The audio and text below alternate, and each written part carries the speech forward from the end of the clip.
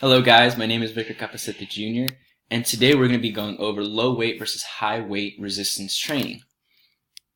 Some background information on this subject is that low weight resistance training is usually typically found in athletes who are in season of their gaming careers. So while they're playing games, while they're on the road, this is typically the workouts that they're going to be focusing on. Low weight resistance training, meaning they're going to have low weights that they're going to be using with higher volumes. This typically allows them to have less risk injuries to be involved. And high weight resistance training is typically found in pre-season and post-season of an athletic career. So this is typically found that they're going to be doing, for instance, a bench press of 315 for 5 sets of 5 repetitions. And this is so they can build strength. This is so they can build more power. So when they get into season, they're going to be in a very much more superior shape than they would be if they would be doing low weight resistance training. But what this typically means is that how is this going to benefit someone else? How is this going to actually truly benefit the athlete? Which one is typically going to be better? And some questions as to why this topic is even brought up is because there are some issues with finding concrete evidence as to which training method is going to be more ideal for an athlete or a non-athlete. Someone who isn't going to be playing sports, someone who just wants to get into shape and look better and just feel more healthier. Which one of these methods is better? And there's a lot of research out there, but none of them actually go into depth as to which one is more ideal. It's typically found that the research is just around the idea, or the research that is typically found is also specifically targeted to one specific method, whether that be the low weight resistance training or found in the high weight resistance training only, and seeing the growth patterns within those specific methods individually. Never any research conducted on either or. And if there is, there's really no concrete, solidified evidence that one's better than the other, or which one showed the most growth, or which one showed better achieving goals for them.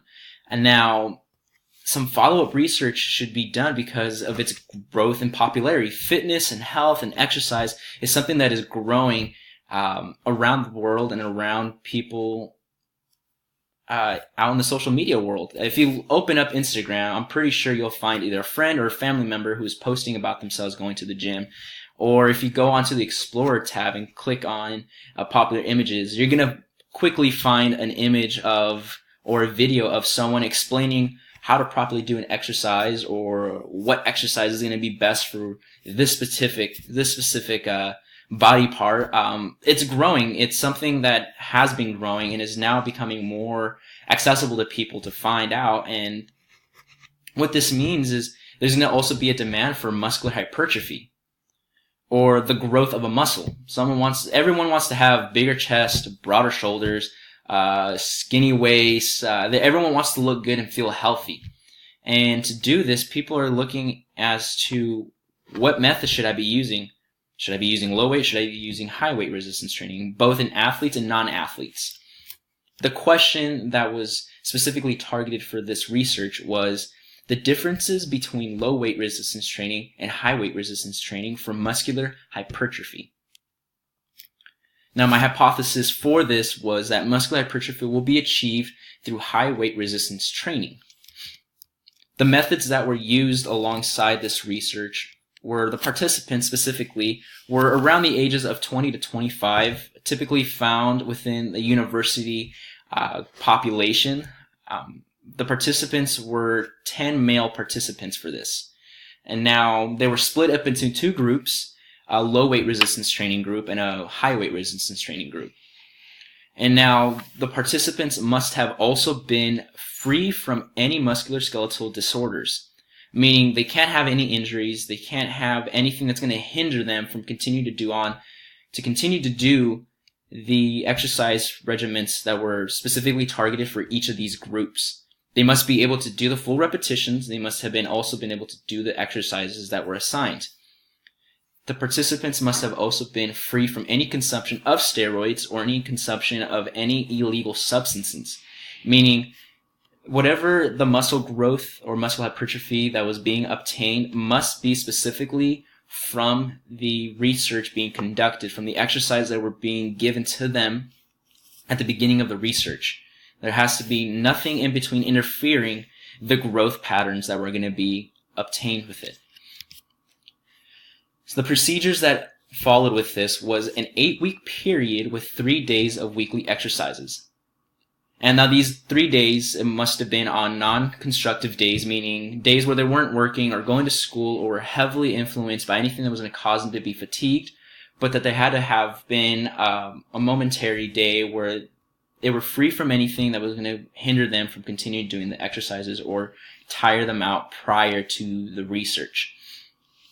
Now, the low weight resistance trainees were doing 3 sets for each of the 6 exercises assigned to them, with performing them at a 15 to 20 repetitions or until failure. The high weight resistance trainees were performing 3 sets for each of the 6 exercises assigned to them, as well as performing it with 5 repetitions for each of the sets that they had.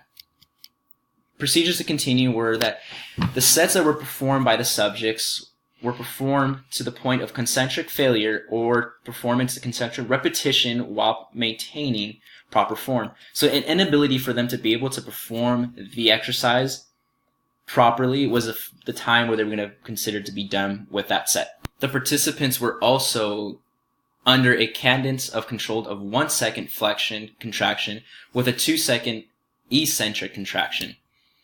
The subjects were also had done under a 60 second to 90 second rest period between sets, according to their method training. So if the trainee was going to be doing a high weight resistance training, they would be going under a 90 second rest period, while those in the low weight resistance training were going to be going under 60 second rest period. The weights were also adjusted to each of the participants according to their proper load to ensure them that the targeted repetition count was correct. Meaning that if a participant was lifting up a 20-pound dumbbell and could do 15 repetitions or more, that was going to be the load that to be going with. If they were able to pick up the 20-pound dumbbell but cannot do the 15 repetition, obviously the weight's going to be too much for them, and they had to drop it, and we were going to figure out exactly what that participant's weight was going to be proper for them. Continuing on with the procedures is that the muscular hypertrophy that was focused was going to be the elbow flexors, the biceps brachii and the brachialis, and the elbow extensors, triceps brachii. The exercises that were specifically finite for the elbow flexors exercises were going to be the barbell curl, the dumbbell curl, hammer curl, a reverse curl, alternative dumbbell curl, and the alternative hammer curl. The elbow extensor exercises were going to be dumbbell kickbacks, overhead dumbbell extensions, lying tricep extensions, or otherwise known as the skull crushers, cable tricep pushdowns, close grip bench press, and single arm overhead extensions. The instrumentations that were used to be able to determine the muscular hypertrophy growth was going to be done with a magnet resonance imaging system or a MRI screening for them to be able to determine how much the growth was being done. Again, the screenings were done post research. So before they started their exercise routines, we got them to be able to do an MR imaging exam. That way we can see exactly where they're starting at. And at the very end of the research, they did another screening to be able to see the growth that was made. Some statistical values or statistical tests that were being done was an ANOVA single factor test. And now here we can see the gender that we had were male again, the ages group that we had, their height, their weight, the resistance weight that they were specifically targeted with them, with these elbow and extensor, elbow flexors and extensor flexor muscles for this exercise. Now, the muscular hypertrophy was also be done at a centimeter growth. So for the low weight resistance training group, there was a 7.9 centimeter growth with them. As for high weight resistance trainees, there was a 13.4 centimeter growth. With this being done, there was a 0.55 centimeter growth that was done with the high weight resistance trainees compared to the low weight resistance trainees. So in comparison, high weight resistance training showed to be the stronger dominance when it comes to weight resistance training. It did not mean that the low weight resistance training did not have any growth or did not show any significant growth, because there was a 7.9 centimeter growth with them. Meaning there is growth, but for those who are daily trying to find a method that's going to help them achieve muscular hypertrophy, high weight resistance training is it. So in future research, when it comes down to high weight versus low weight resistance training methods for muscular hypertrophy, some things that were going to be implicated for the next step would be diet consumption.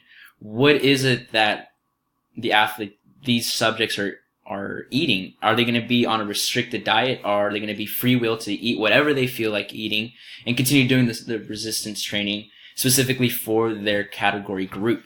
Reoccurring MRI screenings versus from doing a post to and pre-screening, would be doing in between that to be able to show how much growth was being made in between that time. Was there moments where they weren't growing? Were there moments where they started growing? Is there going to be a plateau? And to be able to see this, there would need to be more screenings to be done. The third thing to look into would be longer training periods for this research. Rather than doing 8 weeks, going into 6 weeks training, that way the diets and the reoccurring MRI screenings could be done. In conclusion to this would be that high weight resistance training shows a greater growth for those in search of muscular hypertrophy. So thank you guys for watching, and I really appreciate it.